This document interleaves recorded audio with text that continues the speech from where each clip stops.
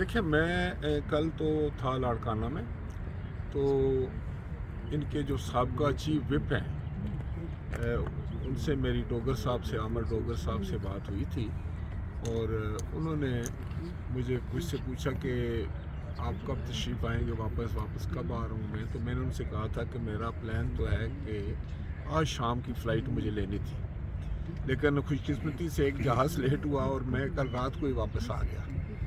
तो मैं आज यहाँ 10 बजे मौजूद था असेंबली हॉल में।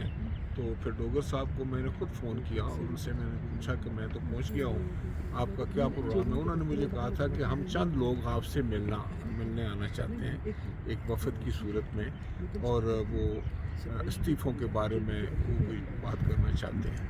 तो मैंने उनसे ये कहा था कि इस्तीफ़ों के बारे में तो एक पॉलिसी बड़ी वाज़ेह है कि हम आईन पाकिस्तान के पाबंद हैं और रूल्स एंड रेगुलेशन के पाबंद हैं। जो भी रूल्स कहते हैं, जो भी आइनी मामलात हैं, उनको उसी तनाजुर में देखा जाता है। तो वो तो मैं समझता हूँ कि उसके लिए इकट्ठे आने की ज़रूरत नहीं है। स्पीकर को अगर सेटिस्फाई करना है, उसको मुतमईन करना है कि ये इस्तीफ़ा आपने वॉलंटरी दिया है, तो फिर एक एक कर को आना होता है, क्योंकि कस्टोडियन ऑफ द हाउस और मेंबर ऑफ द हाउस का जो आपस का एक रिश्ता है, और वो उसी सूरत में है कि जब वो कॉन्फिडेंस से खुल कर मुझसे बात कर सकें। जब आप जत्थे की सूरत में आते हैं, इकट्ठे होकर आते हैं, ग्रुप की शक्ल में आते हैं, तो वो फिर उससे वो जो मामलात हैं, वो मैं समझता हूँ कि वो जो स्पीकर को एक आपने मुतमईन करना है, वो काम जो है वो सही तौर पर नहीं हो सकता। एक दूसरे के सामने तो आदमी खुल के बात नहीं करते। और हमारे साथ पिछली दफ़ा जिस वक्त रेजिग्नेशन आए, तो बुनियादी उसमें जो एक आइनी तरीका है कि आप हर मेंबर अपने हाथ से लिखेगा।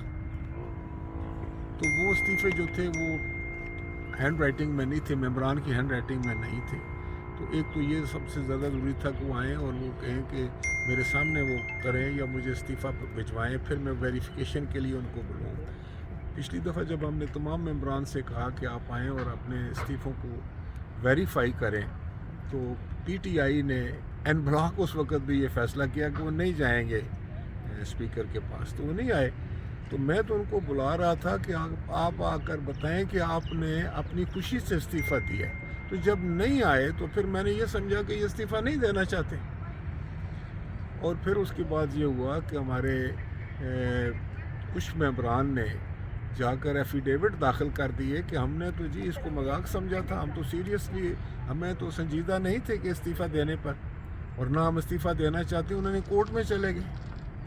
तो इन हालात में तो मुझे और ज़्यादा मोहतात होकर इस मामले को देखने की ज़रूरत है, और मैं वही करूँगा जो कि कानून के मुताबिक है, जो आइन के मुताबिक है, जो क़वाद व ज़वाबित के मुताबिक है। तो वो कल तशरीफ़ लाएँ, वो हमारे कुलीग हैं, उनका बड़ा एहतराम है, ये उनका अपना पार्लिमान है, और मेरी तो ख्वाहिश होगी कि सब आकर पार्लिमान में बैठें और पार्लिमान को जो है वो इज़्ज़त बख्शें, पार्लिमान उनको इज़्ज़त दे। तो इसलिए मैं समझता हूँ कि कल जब वो तशरीफ़ लाएंगे तो मैं उनका मौक़िफ़ सुनूँगा।